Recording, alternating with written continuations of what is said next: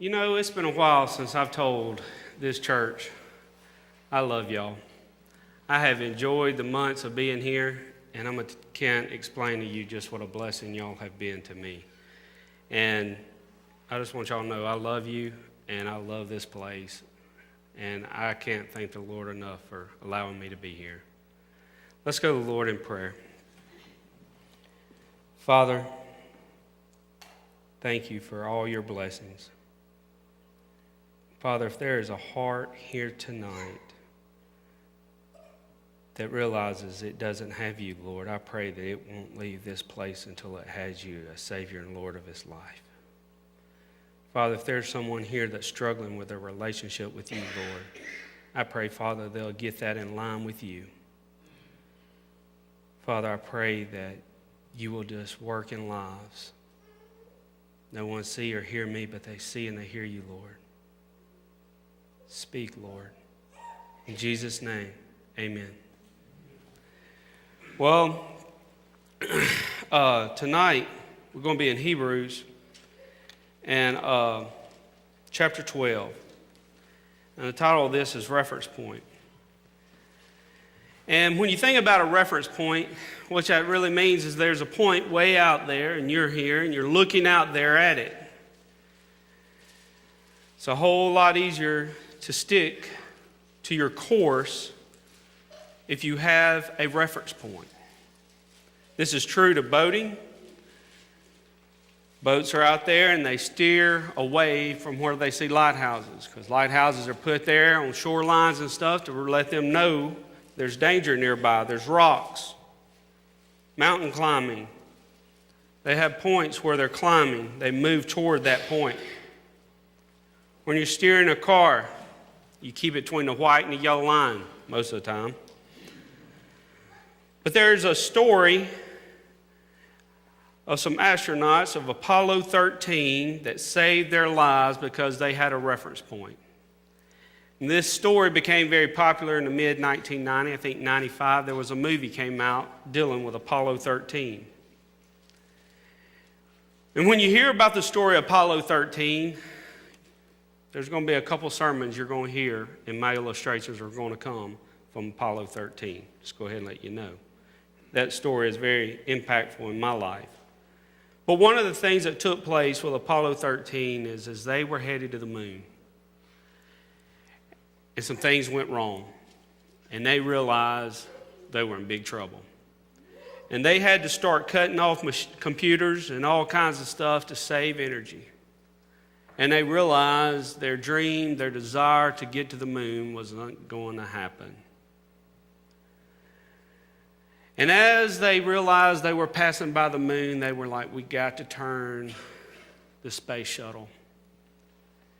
And they knew that the moon had some gravity, and they were able to get to a certain distance to grab a hold of that gravity as they went around. And they had done a lot of math and all kind of stuff, and they realized that they had to turn on the engines for 39 seconds. And this 39 seconds was to put them in a different orbit in which they already were in. They couldn't never return to Earth if they didn't burn the engines for 39 seconds and make it into this other orbit. They couldn't burn it for 38 seconds, and they couldn't burn it for 40 seconds. It exactly had to be 39 seconds. And they were cold because they had turned off all their heat and all their stuff, and they were trying to keep their mental status because they were stressing, and they realized we may never see our family again. We may never see Earth again. And as they came around the moon, they said, we have to have a point. We have to have a reference point out there. The pilot of that space shuttle realized as he was looking through that little window, as he's looking through it, he said, we got to have a reference point. They said, well, what about this star? What about this? And what about that? And one of them said, well, where are we trying to get to? They said, we're trying to get to Earth. And as they came around the moon, there was Earth. And he said, that is going to be our reference point. He kept his eyes fixed upon that point to view through that little cockpit window. And he turned the engines on for 39 seconds. They could steer the spacecraft by hand.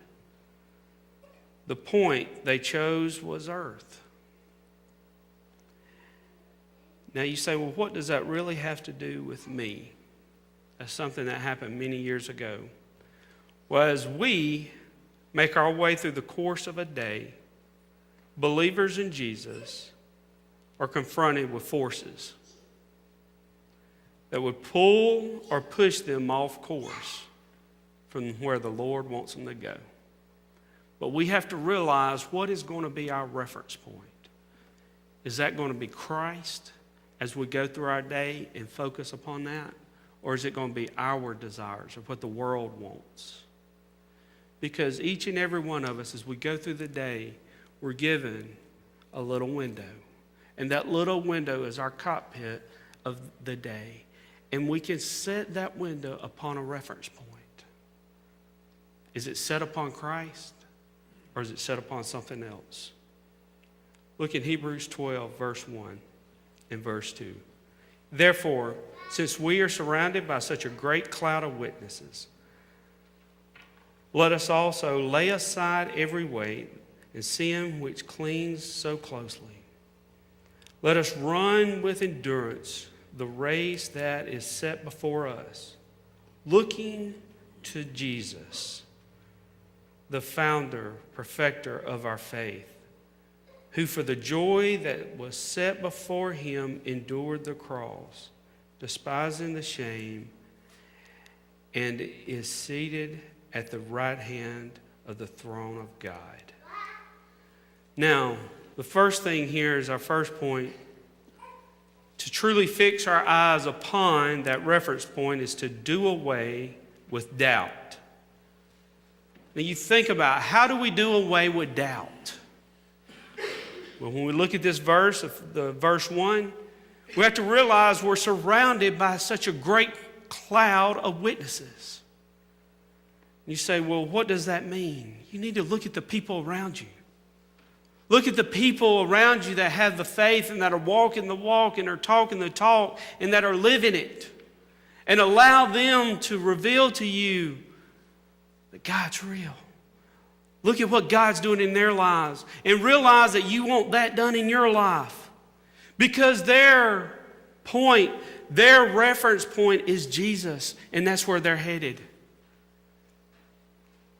Next thing we have to realize is to do away with doubt, to know who Jesus really is, to know that he is the Son of God, to know that he died on the cross for you, to know that when he stretched his arms out, he stretched it out for all, that whoever comes before that cross and calls upon his name shall be saved.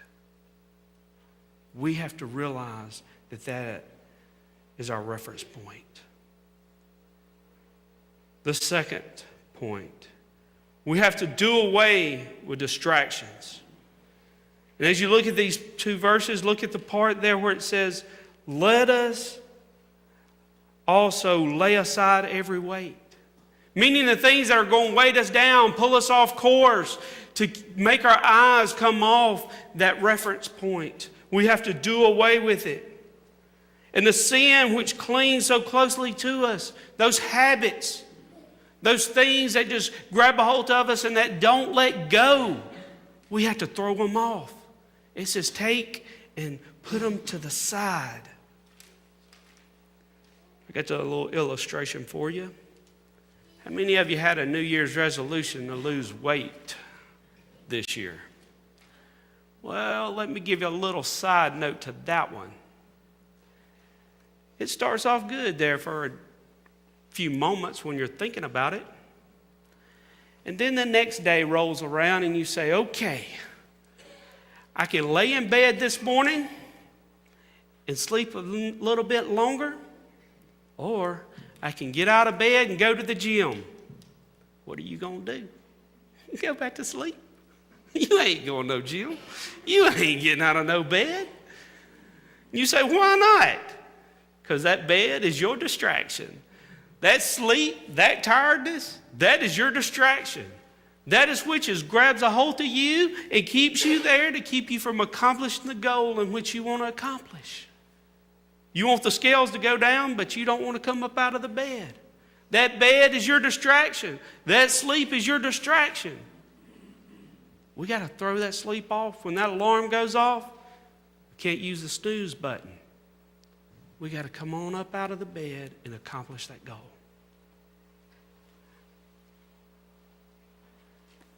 You see, we got to get our minds right. We got to get our mind right. Hey, I'm really committed to doing this. I'm really committed to take and realize what my point is out there that I'm trying to get to, and I'm not going to let the distractions take my eyes off of it. It's amazing when you're trying to build something. And when you start here, and if you don't know where your ending point is and have a line or some way or another that's going to keep you on line, by the time you get from here to down here, it can be off that far. Sometimes it can be off further. You have to know where your point is, where you're trying to get to keep it in line. Our third point, do away with detours. You see there in that verse, it tells us, it says, let us run with endurance the race that is set before us. You see, there are detours all around us. And these detours, in which are all around us, sometimes we take them. And when we take them, it gets us off track. Sometimes it really messes us up. Now, I'm going to give you a personal story, and you're going to probably think, this guy's crazy. Okay, I admit it, I am. A few years ago, was in a bicycle race down in Jackson. It was a century ride, it's 100 miles. And it was my second one to do. And we were going through all these different areas they had us going. And we were in some packs, and there was about 20 or 30 of us in a row. And we're all tucked in, and we're all getting at it as hard as we could go. And as we were tucked in and getting at it, right in front of me, not too far bikes ahead of me, this guy's bike started wobbling. And I knew what was about to happen. I said, are you fixing to fall right or are you fixing to fall left? And all of a sudden, he went right. Of course, I went left. Well, as I went left, I had to readjust on my bike, and some other bikes wound up tumbling over there, and we went on by because they had vehicles following us in case of wrecks or breaks or whatever. They have help there, so we didn't have to stop and help them. So I leaned left to readjust my bike to get around them so I wouldn't wreck too. And this is about 70 miles into our 100-mile bike ride. And not too far after that had happened, we had a big hill to go up. I was going up this hill, and all of a sudden I felt something pop in my left knee. And I said, that hurts. I said, that hurts bad. And what had happened was, if you take your feet and they're locked into those pedals, if you just allow your heels just to get out of line just a little, it will strain these muscles on the outside. If you don't put your feet back in line, it will strain them. Well, it was straining them, and I wasn't realizing it. When we went up that hill, it really strained it, and it popped. Well, I was in a lot of pain, but I knew I was, by this time, less than 70 miles away from getting to my 100 miles. I wasn't quitting. And I just tucked in, and all I did is look down at the white line and just pedaled and pedaled and pedaled. Well, as I was coming back in, we were coming down the Natchez Trace, we were coming back in, headed to the reservoir. And there was this cop, they tell me, with his lights in the middle of the road, lights are flashing, orange sign, detour, bikes go that way. I never looked up. I mean, I practically had tears running down my face. I was hurting so bad. Just shh. And as I was going, next thing I know, I'm downtown Madison or Ridgeland area. And I'm like, where did the town come from? How did I get off the trace to downtown? So all of a sudden I had to go through downtown, come back around, up by the reservoir, across the spillway to get to where we were supposed to get to. I missed the detour sign where the cop never even said a word to me. I just went on by. I mean, I was way ahead of a lot of other people. They were all sitting there eating and wondering where I was at. And I was like, don't even ask. But you see here, there are detours in life. Sometimes we need to take that detour because it says don't go that way. But if we're not looking where we're going and have our eyes fixed on the goal in which is set before us, we'll blow right by the marks where we need to turn. And we'll wind up downtown at red lights with traffic going everywhere and you're on a bicycle. And you have no idea where you're at and how to get there. Here's the thing. The Lord shows us in this passage we have to do away with the detours that pull us off course, and we have to heed to the detours that keep us on course. And on the last thing here is, look at verse 2 one more time. And I have a question for you. What is your eyes fixed on? The very first 3 words of verse 2, it says, looking to Jesus. Looking to Jesus. It doesn't say to look anywhere else but to Jesus. And it tells us who Jesus is in our lives. It says who he is. He says he's the founder and the perfecter of our faith. It tells you exactly who he is. And then it tells you what he did for you.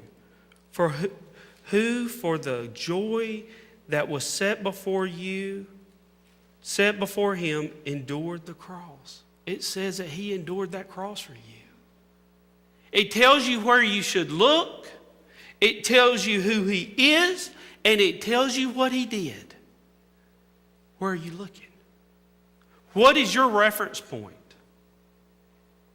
What will be your reference point tomorrow? You see, don't be pulled off course and miss Earth. Because you see, when Apollo 13 came around the moon and they seen Earth, the guy, he thrusted those engines and guided the stick as hard as he could, and he kept Earth in that window. And they wound up making it back. You see, you're not fixing to sling around the moon tonight. You're still here on earth. But you will be faced obstacles. You will be faced with a day in which you can live and glorify the Lord.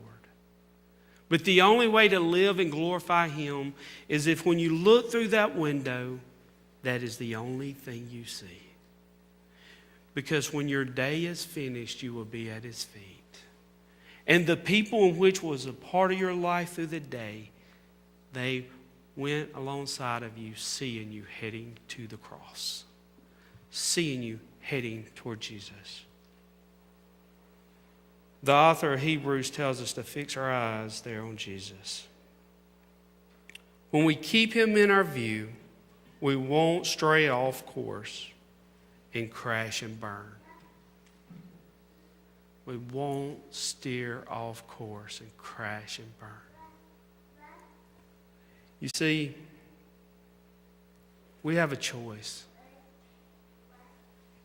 We can take our eyes and put it on our stuff, our own strength, our own ability, and our own understanding. And it's going to pull you off course. Because with me, when I was riding that bike, all I focused on was my endurance and my strength to pedal and looked at that road. And I wound up off course. I never picked my head up and looked to see where I was going and make it back to the finish line when I should have. I missed it. I missed it. Don't miss it. Keep your eyes on the cross.